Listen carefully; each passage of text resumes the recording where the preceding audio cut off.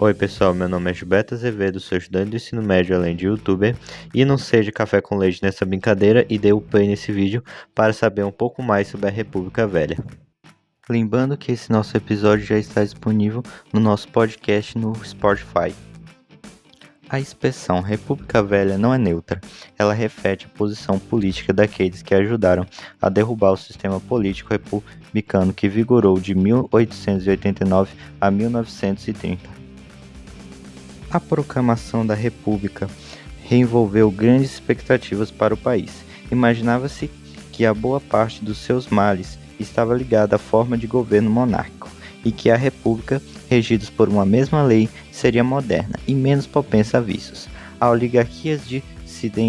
As dissidências oligárquicas tornavam-se cada vez mais frequentes e demonstravam a coesão interna de todo o sistema. Outros grupos oligárquicos disputavam o poder visando garantir seus privilégios particulares, sem, no entanto, conseguir.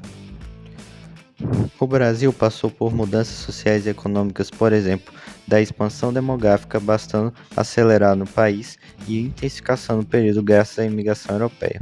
O desenvolvimento das indústrias principalmente se deu no estado de São Paulo, inegavelmente vinculado às condições criadas pela cafeicultura, produção de bens e consumo não duráveis, como têxtil e alimentos processados industrialmente. A expansão da indústria brasileira nas primeiras décadas do século XX devem-se, em grande parte, ao capital proveniente da agricultura, aplicado à produção de artigos manufaturados. Além dos cafeicultores, eventualmente comerciantes voltaram-se para a atividade industrial, muitos dos quais eram imigrantes enriquecidos. Esses dois grupos tiveram grande importância na formação da burguesia industrial nacional.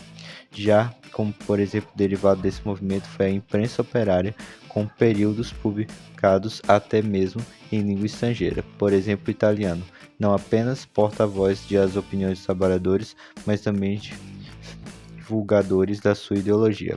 No caso, a ideologia do anarquismo. O anarquismo, para quem não sabe, é uma ideologia anarquista. Por um lado, estimula a organização e a resistência dos trabalhadores. Esteve por trás, por exemplo, da Grande Greve de 1917, reprimida violentamente pelas autoridades policiais. Também se pode destacar desse período o Partido Comunista Brasileiro, que eu já falei no vídeo do Era Vargas, e o Bloco Operário e Camponês. A classe média, ou grupo basicamente urbano, é a classe média tem-se ao regime oligárquico, além de sofrer as consequências da inflação provocada pela sucessiva valorização política e a razão da fraude eleitoral que se tornava comum no período do voto rural. Foi daí que começou o movimento tenentista. Embora muitas vezes originado no seio da classe média, a insatisfação tenentista não deve ser caracterizada como uma forma de representação da defesa dos seus interesses. Foi nesse mesmo período na campa política partidária que aconteceu a reação republicana e é lançado como candidato a político fluminense Nino Peça. O surgimento de uma dissidência oligárquica fez com que as eleições de 1922 uma disputa verdadeira, caso raro na República Velha. E depois se deu a Revolta do Forte de Copacabana, como acabou sendo chamada, foi a primeira grande rebelião tenentista, e mesmo fracassada teve grande importância, pois se tornou público o movimento e alguns dos seus líderes foram consagrados como heróis. Já depois, a Revolução Gaúcha. O estopim foi a eleição pela quinta vez consecutiva do velho político Pica-Pau. Já Borges de Medeiros para o governo do estado, seus rivais, os Maragatos, liderados por Assis Brasil, levantaram-se contra a rebelião contra o apoio do presidente da República. Já a Revolução Paulista de 1924, mais uma vez, o movimento deveria ter tido o caráter nacional, mas permaneceu limitada e poucos focos, notadamente na cidade de São Paulo, no Rio Grande do Sul e no Amazonas. Já Isidoro Dias Lopes, que derivou desse período, auxiliado por Miguel Costa, os rebelados atacam o Palácio do Campos Elísio, sendo governo estadual. Luiz Carlos Prestes, mais conhecido como Cavaleiro da Esperança, como passou a ser chamado, tornou-se um herói nacional, pelo menos para os grupos contrários à ordem oligárquica, notoriamente setores médios urbanos. Com o apoio do também tenente João Alberto, reuniu algumas unidades militares do interior do estado e organizou uma coluna armada que se dirigiu para o norte a fim de encontrar os paulistas. O Coluna Prestes, que após um desvio pelo território paraguai, retornou ao Brasil pelo Mato Grosso e iniciou sua marcha pelo interior. Foi durante esse período que surgiu a Semana da Arte Moderna. No mês de fevereiro de 1922, o imponente Teatro Municipal de São Paulo foi palco da Semana da Arte Moderna. Sob vaias e assobios, um grupo de jovens artistas e intelectuais divulgou suas novas ideias. Tratava-se da introdução do modernismo no Brasil, caracterizados pelo movimento do futurismo, do primitivismo e do surrealismo.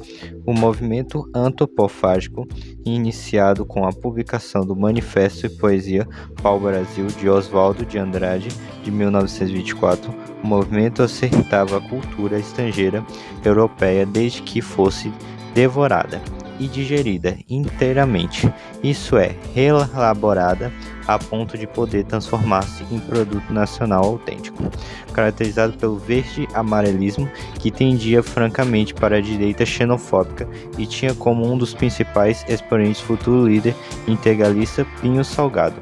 Esse movimento integralista existe até hoje.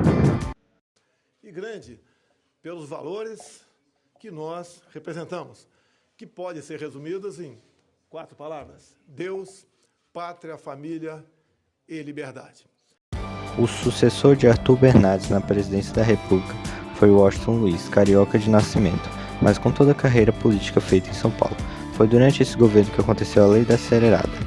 Acabou com a recém-instaurada liberdade de imprensa em 1927, sob o pretexto de combater o comunismo. A lei chegava a prever pena de prisão para os responsáveis por delitos ideológicos. Foi depois, nesse mesmo período, que aconteceu a Grande Depressão e a ruína da economia norte-americana, o qual eu já falei no vídeo sobre Bonnie Clyde e Era Vargas. A produção industrial dos Estados Unidos caiu drasticamente, o desemprego se expandiu para o Brasil. Uma das consequências mais graves foi a queda dos preços do café no mercado internacional. As eleições de 1930, depois desse ocorrido, foi o Júlio Prestes, contrariado os princípios da política do café com leite, desgostado profundamente da oligarquia mineira que via o governo do estado Antônio Carlos o candidato natural à sucessão presidencial. A Aliança Liberal que aconteceu nesse período foi uma frente de oposição à candidatura oficial de Júlio Prestes. Durante esse período que surgiu o Partido Democrático, o PD apoiou a aliança formada em São Paulo em 1926, defendia um programa liberal de âmbito nacional reformista, incluindo em suas propostas o voto secreto.